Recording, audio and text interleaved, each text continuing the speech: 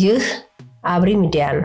አብሪ ሚዲያ አንድነትና ፍቅርን በማጎልበት ሰላምና እድገትን በማስፈን ረገድ የበኩሉን አስተዋጽኦ ለማበርከት የሚሰራ ሚዲያ ነው። አብሪ ብሩህ ዘመንን አብሳሪ። አብሪ ሚዲያን ሰብስክራይብ፣ ሼር ያድርጉ።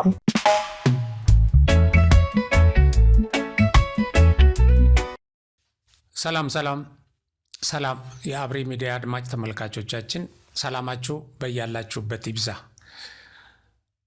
ለክርስትና ሃይማኖት ተከታዮች እንኳን ለልደት በዓል አደረሳችሁ እያል የአብሪ ሚዲያ ዝግጅት ክፍል የሚቀጥለውን ገና ገናም ብቻ አይደለም፣ እንደውም ቀጣዩን ፋሲካ የባህር በር ባለቤት ሆነን የባህር ኃይላችን ቤዝ ቀይ ባህር ላይ መስርተን እንድናከብር ያለንን ምኞት እንገልጻለን። ስትመኝ ተግባራዊ ለማድረግ የየራስህን አስተዋጽኦ ታበረክታለህ።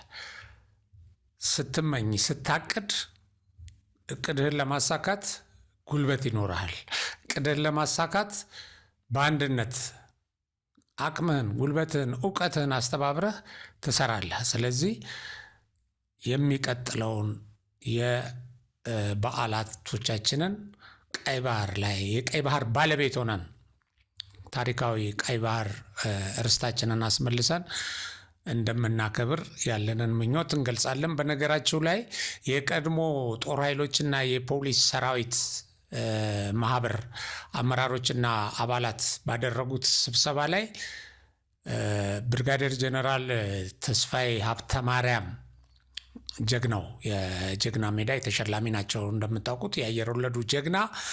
እሳቸው በዛ በማህበር ስብሰባ ላይ በእርግጠኝነት የሚቀጥለውን ጉባኤያችንን አሰብን የራሳችን አድርገን ወይም አስመልሰን እንደምናካሂድ በእርግጠኝነት እናገራለሁ ብለዋል። አሁን በርካታ ሰዎች በእርግጠኝነት የሚል እየጨመሩበት ስለሆነ ይሄ ነገር እውን ወደ መሆኑ የተቃረበ ይመስላል እና እንግዲህ እነዚህ ነገሮች ዓለም አቀፉና ይሄ ቀጠናዊ ሁኔታ ስትመለከቱት እንደዚህ አይነት ሁኔታዎች ምቹ እንደሆኑ፣ ኢትዮጵያ ደግሞ በቀጠናው ላይ እየጎላች እየወጣችና ብዙ አገራት ታላላቆቹ ጭምር ኢትዮጵያ ላይ ትኩረት ማድረጋቸው፣ አብረው ለመስራት መንቀሳቀሳቸው፣ እነዚህን የመሳሰሉት፣ በሌላ በኩል መንግስታችንና የመከላከያ አመራሮች ጭምር ይህንን የቀይ ባህርን ጉዳይ አጽንኦት ሰጥተው እርግጠኝነት በሚመስል መልኩ የሚያቀርቡት ሀሳብ በጣም ተስፋ ሰጪ ስለሆነ ይህንን ለማለት ያስደፍራል እና በዚህ በቀድሞ ሰራዊት በቀድሞ የጦር ኃይሎችና የፖሊስ ሰራዊት ማህበር የባህር በራችንና በአሁኑ ወቅት ለኢትዮጵያ ያለው አስፈላጊነት በሚል ርዕስና ሌሎች ይሄንን ርዕስ በሚያጠናክሩ ንዑሳን ርዕሶች ያዘጋጀው የፓናል ውይይት በቅርቡ ተካሂዷል። የፓናል ውይይቱ ላይ ይሄን የመሳሰሉ በርካታ ሀሳቦች ተነስተው እነዚህ የቀድሞ የጦር ኃይሎችና የፖሊስ ሰራዊት አባላትም ለዚህ ያላቸውን ቁርጠኝነት፣ አስፈላጊነት፣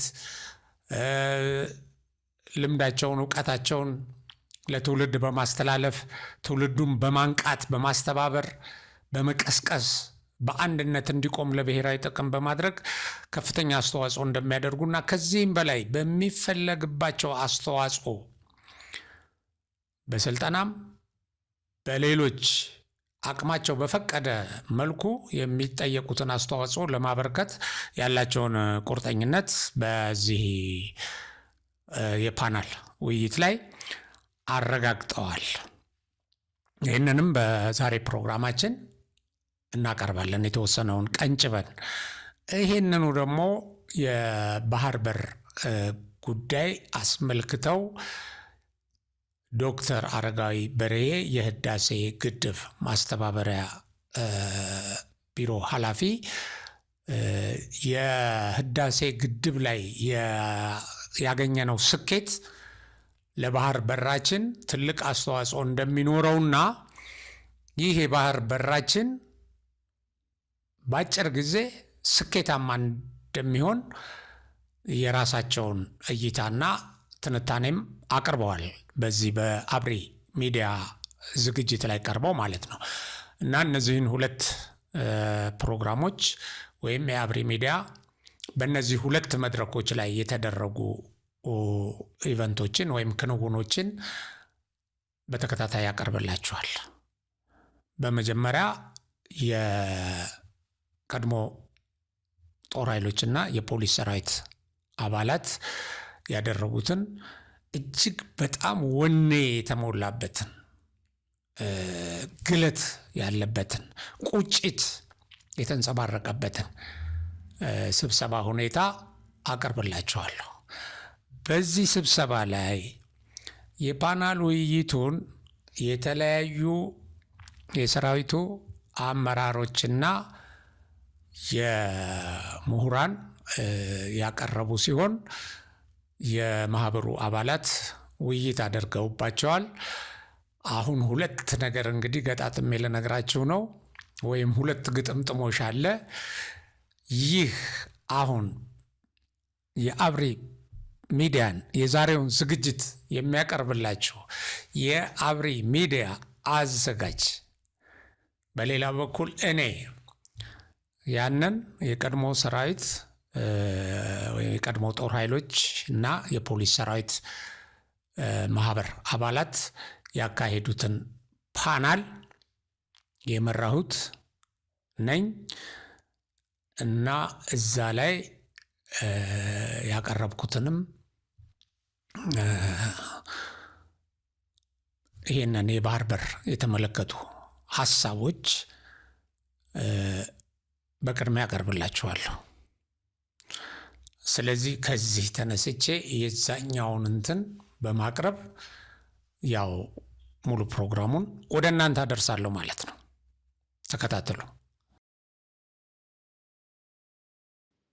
እሺ፣ እንግዲህ በቅድሚያ የቀድሞ ጦር ኃይሎችና ፖሊስ ሰራዊት አመራሮችና አባላት የቀይ ባህርና የባህር በር ጥያቄ ለኢትዮጵያ አስፈላጊነትና ጠቀሜታ በሚል ርዕስ ለመወያየት በዚህ አዳራሽ በመታደማችሁ የዝግጅቱ አቅራቢዎች ወይም ኮሚቴው እንኳን ደህና መጣችሁ ብሏል። እኔም በድጋሜ ያው በራሴ ቦታ ላይ ሆኜ እንኳን ደህና መጣችሁ ለማለት እወዳለሁ።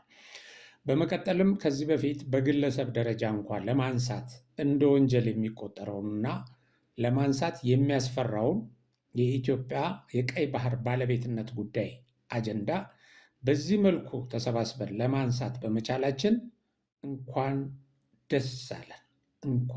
ደስ አለን ስል በታላቅ ኩራት ነው። እንዲሁም ሞራሉ ዳግም እንዳያንሰራራ ተሰርቶበት በግፍ የተበተነው የቀድሞው የኢትዮጵያ ሰራዊት በዚህ መልኩ ከነሙሉ ሞራሉና የመንፈስ ጥንካሬው ተሰባስቦ በማየቴም ወደር የሌለው ደስታ እንደተሰማኝ ለመናገር እወዳለሁ። እድሜ ጨምረናል፣ ዓመታት አልፈዋል። ነገር ግን ጽናታችን፣ ቁርጠኝነታችን፣ የሀገር ፍቅር ስሜታችን፣ ግለታችን፣ የወኔ ግለታችን እንዳለ መሆኑ በእውነት በጣም ደስ ይላል፣ ያኮራል። እኛ ኢትዮጵያ የባህር በር እንዳታጣ ወጣትነታችንን ሰውተናል። ብዙ ጓዶቻችን ለዚህ ለባህር በር መከበር መስዋዕት ሆነዋል፣ አልፈዋል፣ ከጎናችን ተለይተውናል፣ በመስዋዕትነት አጥተናቸዋል። ያም ሆኖ አቅም ሳናጣ ብቃትና ጽናት ሳይጎድለን በዛን ጊዜ ማለት ነው በተቀነባበረ ሴራ ዓላማዎቻችንን እንዳናሳካ ተደርገናል።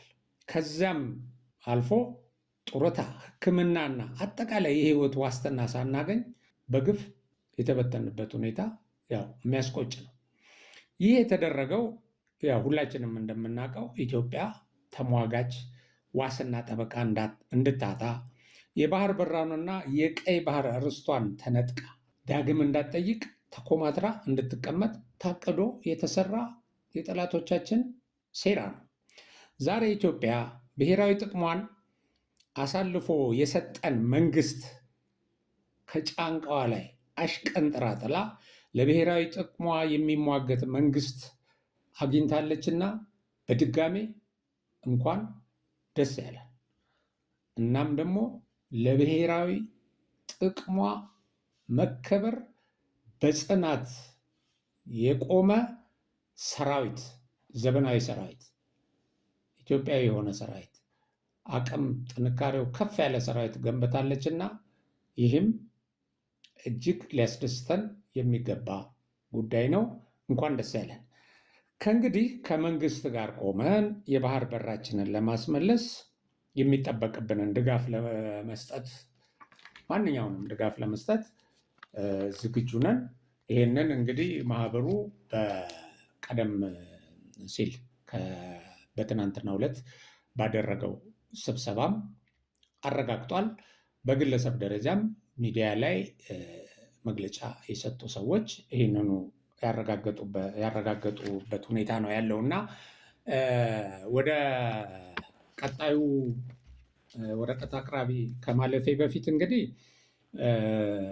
ርዕሱ ላይ ትኩረት የምናደርግበት አንዱ የባህር በር ለምን ያስፈልገናል ነው። የባህር በር ለምን ያስፈልገናል ስንል በተለይ አሁን የህዝብ ቁጥራችን በከፍተኛ ደረጃ በጨመረበት፣ የኢኮኖሚ እድገታችን ከፍ ባለበት፣ ከዚህም ሌላ እስከ ዛሬ ድረስ በልዩ ልዩ ምክንያት ያልተጠቀምንባቸው በጣም ሰፊ የተፈጥሮ ሀብታችንን ጥቅም ላይ ለማዋል እየጣርን ባለንበትና የወጪና ገቢ ንግዳችን በከፍተኛ ደረጃ ባደገበት፣ የተፈጥሮ ሀብታችንን በገነባን ቁጥር በተፈጥሮ ሀብታችን ለመጠቀም በተንቀሳቀስን ቁጥር ደግሞ ያው በገሃድ እንደታየው ለምን የሚሉ ጠላቶቻችን ዙሪያችንን ከበው መላወሻ መተንፈሻ ሊያሳጡን በሞከሩበት ጊዜ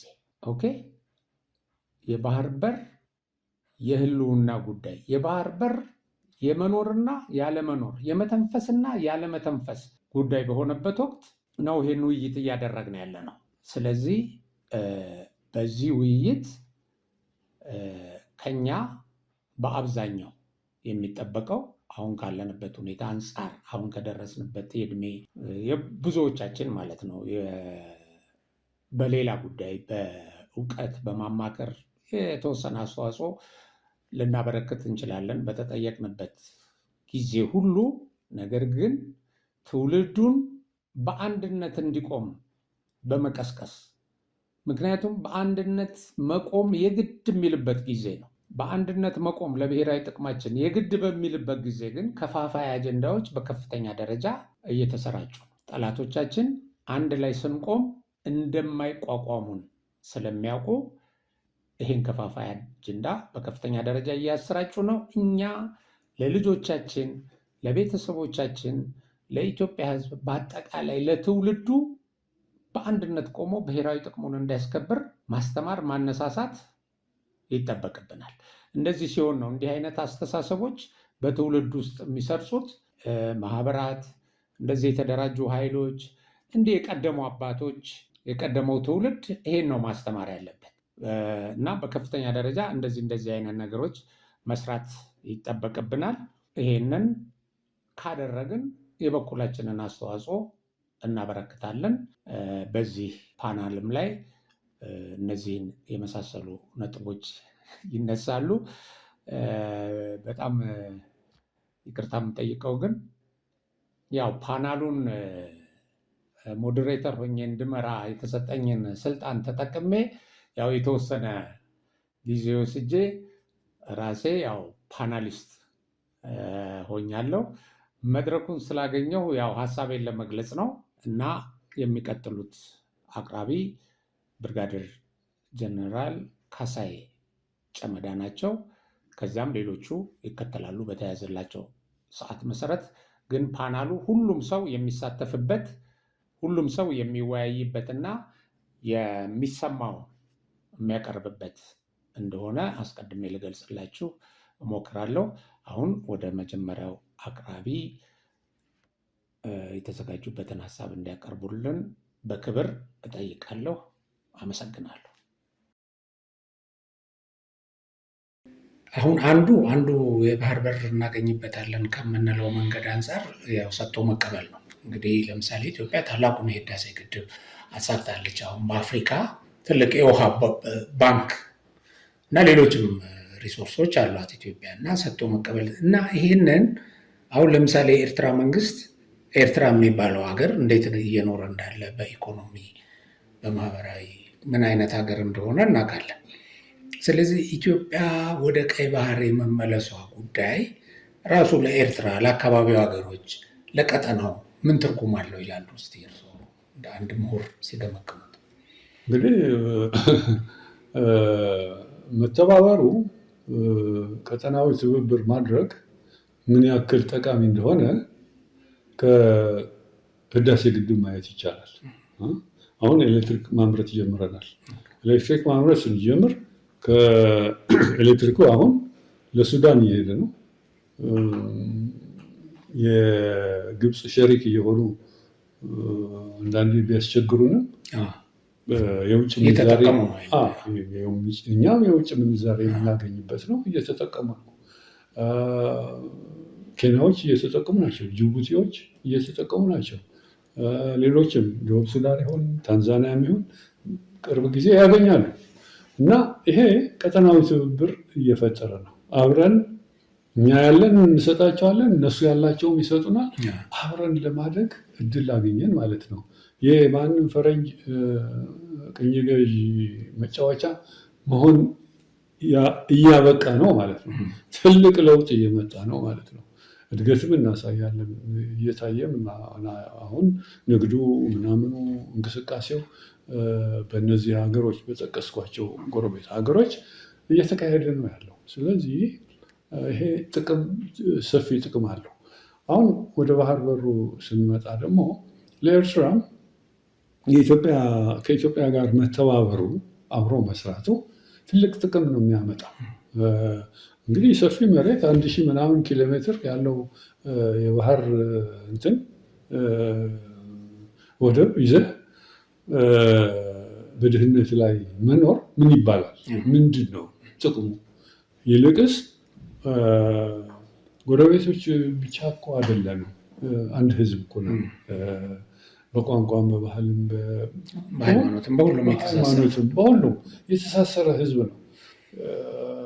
ኢትዮጵያ ውስጥ ኩናማ አለው፣ ኤርትራ ውስጥ ኩናማ አለው። ኤርትራ ውስጥ አፋር አለ፣ ኢትዮጵያ ውስጥ አፋር አለ። ትግርኛ ተናጋሪ ሁለቱም ጋር አለ። አሚን ብሌኖች ማለት አገቦች ማለት ናቸው። ቋንቋቸውም አንድ ነው። ስለዚህ አንድ ህዝብ ነው። ዝም ብሎ ቅኝ ገዢዎች የፈጠሩት መስመር እንደ ቁም ነገር ወስደህ የተለየን ህዝብ ነን ማለት አስፈላጊም አልነበረም። አርቆ ለሚያስብ ታሪክ ለሚያውቅ ትልቅ ጥፋት ነው። ጥፋቱ ለራሳቸው ለህዝቡ ነው የሚጎዳው። ኦፍኮርስ እኛ ባለመተባበርም እኛም እንጎዳለን። ስለዚህ አሁን መፍትሄው መተባበርና አብሮ ማደግ ነው የሚያስፈልገው። እዚህ ላይ ለህዝቡ ጥቅም አብሮ ለማደግ ለሀገሩ ጥቅም ካሰብን ይበቃናል። የሚበቃ ነገር ነው። ስለዚህ ስምምነት ተደርጎ እኛም ባህር በራችንን እንድናገኝ እነሱም የያዙት ባህር በር እንዲጠቀሙ በማድረግ ያለውን የጋራ ትብብር ከኬንያ እየተባበርን አይደለም፣ ከሱዳን እየተባበርን፣ ከጅቡቲ ከነሱ ጋር እንዳውም በበለጠ መተባበር በማሳየት አብሮ ማደግ ይቻላል። ስለዚህ ሰከን ብለው ቢያስቡ ኢትዮጵያ ብቻ ልጠቀም አላለችም፣ አብረን እንጠቀም። ስለዚህ ይህንን እሳቤ አድርገው የባህር በሩን ጉዳይ በሰላማዊ መንገድ ብንፈታ ሁላችንም እንጠቀማለን። የባህር በር ያጣንበት መንገድ ከሚያስቆጫቸው ሰዎች አንዱ ነው። ያው በተለያየ ቦታ ሲገልጾም ስለሰማሁ። ምክንያቱም እርስዎ ለትክክለኛ ትግል ብለው የወጡበት ድርጅት ከሌላ ባዕድ ጋር ሆኖም እንድናጣ ያደረገው ነው።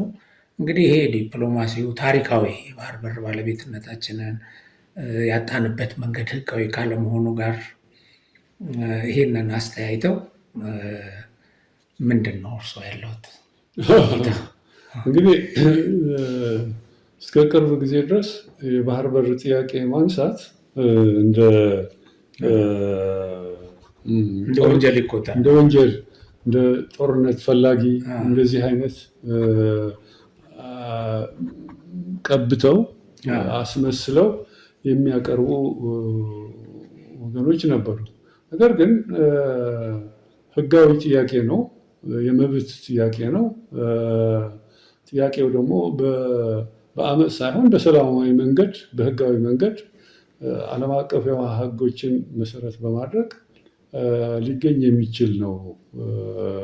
ስለዚህ ወደ ጦርነት የሚያመራ ጥያቄ አይደለም። መብት መጠየቅ ደግሞ በሰላማዊና በህጋዊ መንገድ መብት መጠየቅ የሌላውን መብት መጋፋት አይደለም። ዓለም ፊት ቀርበህ የዓለም ህግ የሚመሰክረው የሚወስነው ውሳኔን ለመቀበል ዝግጁ ሆነን ነው። እንግዲህ እዚህ ላይ የባህር በር ያጣንበት ሂደት ቅድም ካነሳነው ታሪክን አለማወቅ ያመጣው ችግርም አለ። በመጀመሪያ የኤርትራ ጥያቄ ከቅኝ ግዛት ጥያቄ ጋር ተያይዞ የተነሳ ጥያቄ ነው።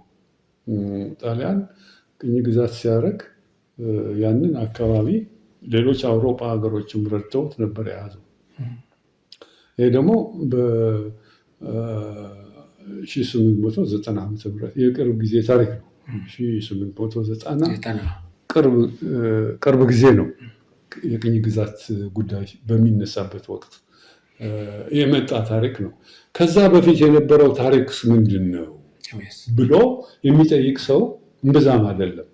ዝም ብሎ የኤርትራኖቹ ቅኝት ይዞ ከዛ ጀምሮ ማሰብ ነው የጀመረው እንጂ ከዛ በፊትስ ምን ነበረ እንዲነሳም ስለማይፈለግም ነው። እሱም ካልዘጉ በስተቀር አሁን እኮ የኢትዮጵያ ታሪክ ከዚህ ዘመን በኋላ ነው፣ የ100 ዓመት ታሪክ ነው የሚለው። እኔ ለምሳሌ ኢህአዴግ ይሄን አስተምሮኛል፣ ተሐድሶ ሲሰጥ ማለት ነው። የኢትዮጵያ ታሪክ የ100 ዓመት አሁን ዝም ብሎ ቀላል ነገር ይመስላል፣ ግን ከበስተጀርባ ያሉትን እነዚህን ሁሉ የኢትዮጵያ ታሪክ አካል እንዳይሆኑ ለማድረግ ነው።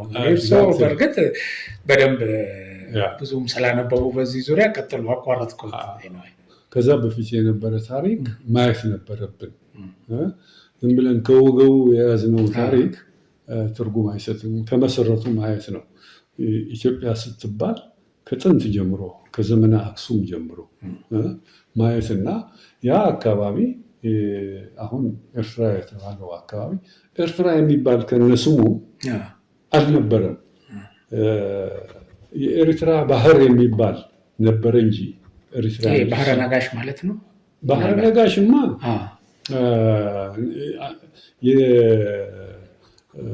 የነጋሲዎቹ የአስተዳደሪዎቹ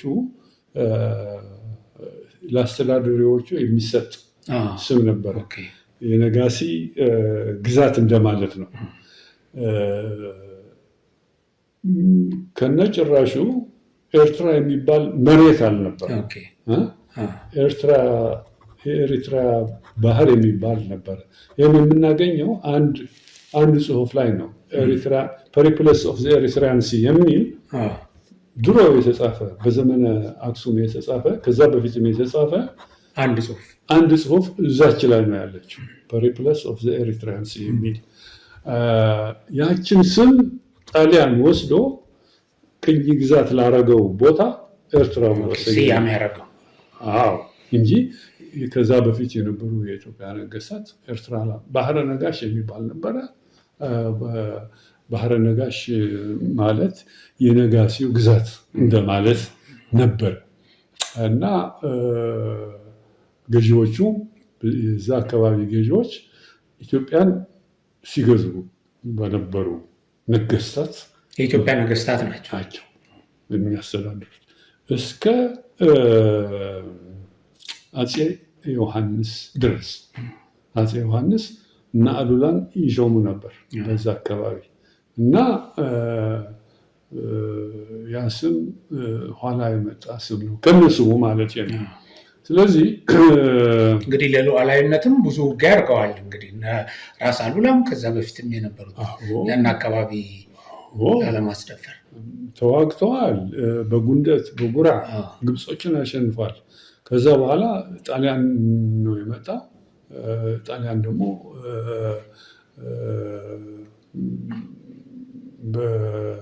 በራስ አሉላ ዶጋዕሌ ላይ አሸንፈው አባረዋል።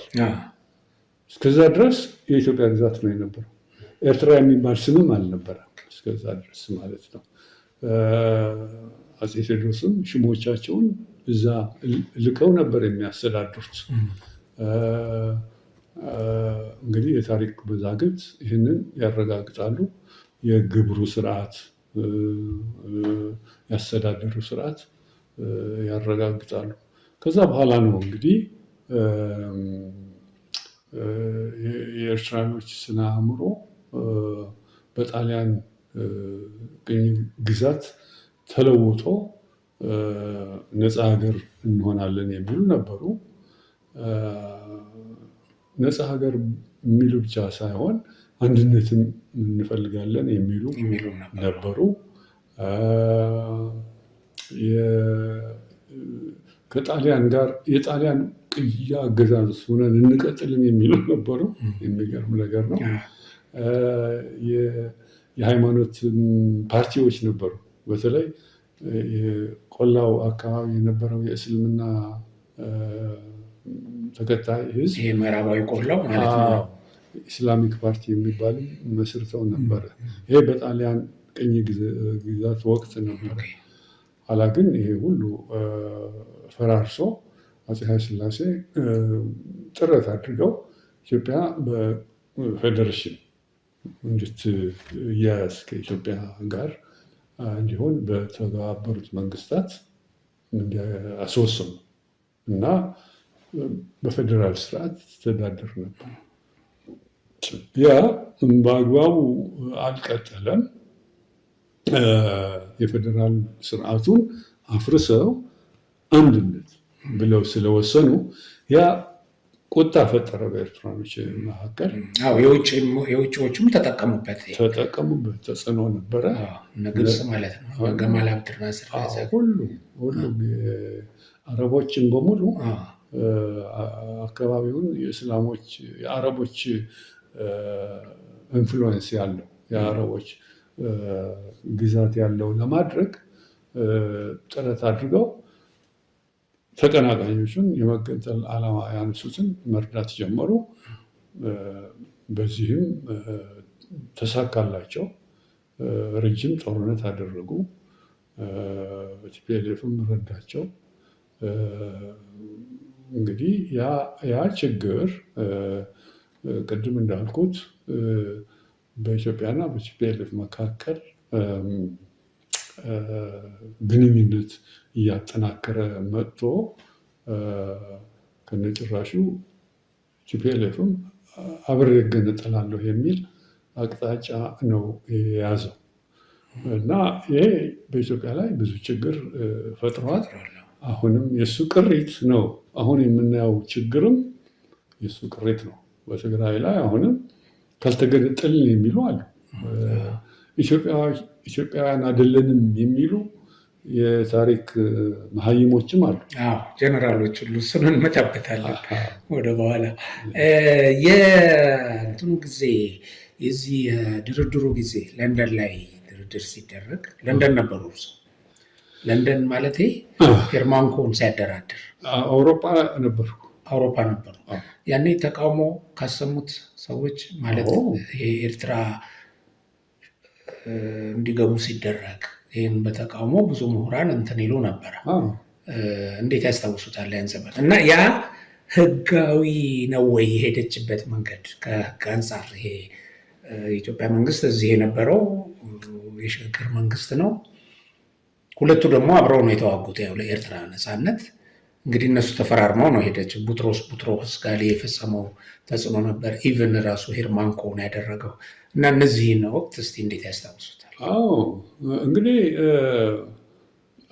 አሜሪካኖቹና አውሮፓኖቹ እንግሊዞች ማለት ነው በዋናነት የራሳቸው ፍላጎት የሚያሳካላቸው ቡድን ይፈልጉ ነበር እና በኤርትራ ሻዕቢያ፣ በኢትዮጵያ ደግሞ ህወሓት እንደዚሁም ኦነግ እነዚህን ወደ ስልጣን ካመጣን የፈለግነውን ነገር እናሳካለን የሚል የአሜሪካና የእንግሊዞች እቅድ ነው። ደርግ እየፈረሰ ሲሄድ አብረው ነው ያፈረሱት። ለንደን ላይ ስብሰባ ያጠሩት። ስብሰባ ሲጠሩ እንግዲህ ልብ ማለት ያለብን እና በሰላም ነበር እየታገልን የነበር ነው። ያኔ ብዙ ድርጅቶችን በሰላም ይታገሉ ነበር፣ ጸረ ደርግ ማለት ነው። እነሱ በሰላም የሚታገሉትን ብዙ ድርጅቶች ነበሩ። ኢህአፓ ነበረ፣ መኢሶን ነበረ፣ ኢዲዩ ነበረ፣ እኛ ነበር፣ ሌሎች። ምን ነበር የእናንተ ድርጅት? መጀመሪያ ያዋቀርነው ትግሬ ነው አይደለም። መጀመሪያ ህብረ ብሔራዊ የኢትዮጵያ ድርጅት የሚል ነበረ። ኋላ ግን ብዙ ችግሮች ነበሩ። እንግዲህ ከውስጥ ሆነን መታገል እንዲያመቸን ስንል ታንድ የሚል የትግራይ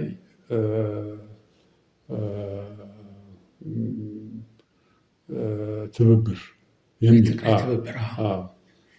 ትዴት የትግራይ ዲሞክራሲያዊ ትብብር አስታውሳለሁ።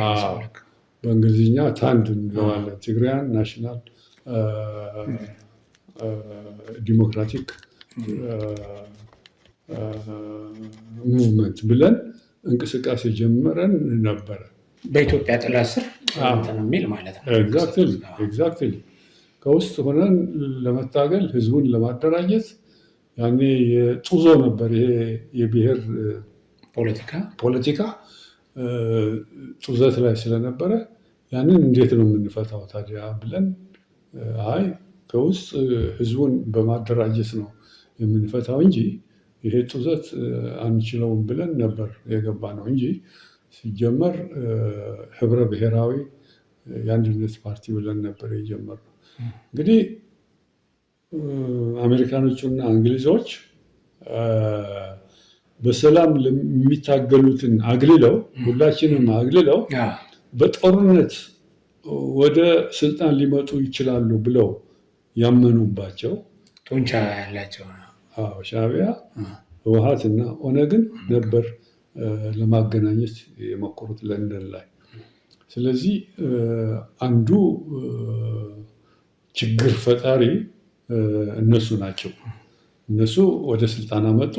እነሱ ደግሞ በጉልበት ስለመጡ ህዝቡን እየደፈጠጡ ተቃዋሚውን እየደፈጠጡ በገዛ ሀገሩ በገዛ ህዝቡ እንዳይታገል በማድረግ በማሳደድ ያው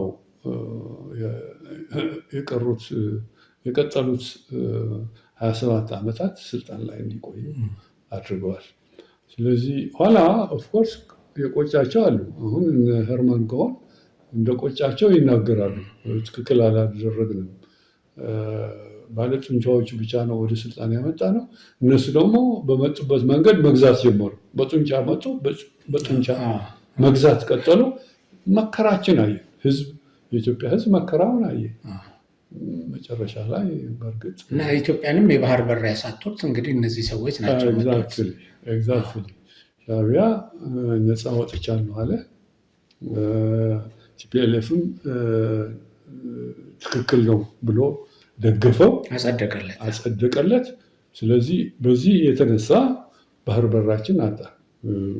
ከድሮ ጀምሮ ታሪክን ስናይ ከጥንት ጀምሮ ኢትዮጵያ አዶሊስን ወደቧ አድርጋ በአዶሊስ በኩል ንግዷን ስታቀላጥፍ ነበር። እስከ ህንድ፣ እስከ ቻይና የሚሄዱ መርከቦች ነበሩ። በነ ካሌብ ጊዜ የመንን ተቆጣጥረዋል። ከዛ በፊትም እስከ መራዌ ድረስ ሱዳን፣ ሰሜን ሱዳን ድረስ እየሄዱ ይሄ የአባይ ወንዝ እንደ ሃይዌይ ይጠቀሙበት ስለነበረ እንደ አውራ ጎዳና ነበር የሚጠቀሙበት፣ ገና ስዊዝ ካናል ሳይከፈት ማለት ነው። ያንን ንግዳቸውን እስከ ውጭ ያላቸው ግንኙነትን ለመጠበቅ እስከዛ ድረስም እየሄዱ ገዝቷል። ይህንን ሁሉ እንዳልነበረ አድርጎ መቁጠር የኢትዮጵያን ታሪክ አለማወቅ ነው። የቅርብ ጊዜ ቅድም እንዳልነው የ1890 ዓመተ ምህረት ታሪክ እንደ ታሪክ ተደርጎ ስለተወሰደ የባህር በራችንን እንድናጣ አደረጉን። አሁን በእርግጥ እንዳይነሳም ጥያቄው እንዳይነሳም ተደርጓል። አፍን ዝጋ ነበር የሚባለው ሁሉ ያ ጥያቄ የሚያነሳ እንደ ህጋዊ ያልሆነ ነገር እንደ ካዲ እንደ ጠላት እንደ ጦርነት ናፋቂ እየተባለ ስም እየወጣለት ሲሸማቀቅ ነው የነበረው። አሁን ግን በእርግጥ መብቱ አንድ ህዝብ መብቱ መጠየቅ እንደውም ተጨባጭ የረዥም የሺዎች ዓመታት ታሪክን ቀስቅሶ መብቱ መጠየቅ ተገቢ ነው። ከታሪክ አንጻር ከህግ አንጻርም ማንም ህዝብ በዓለም አቀፍ የውሃ ህጎች መሰረት ይህን ያክል ሰፊ ሀገርና ሰፊ ህዝብ የግድ የባህር በር እንደሚያስፈልገው የዓለም አቀፍ ህጎችም ይደነግጋሉ። ስለዚህ ህጋዊና ሰላማዊ ጥያቄ ነው እና ይሄ ጥያቄ ለኢትዮጵያ ህዝብም የህይወቱ የደህንነቱ መሰረት ስለሆነ ህጋዊም ስለሆነ የመብት ጥያቄ ስለሆነ መቀጠል አለበት።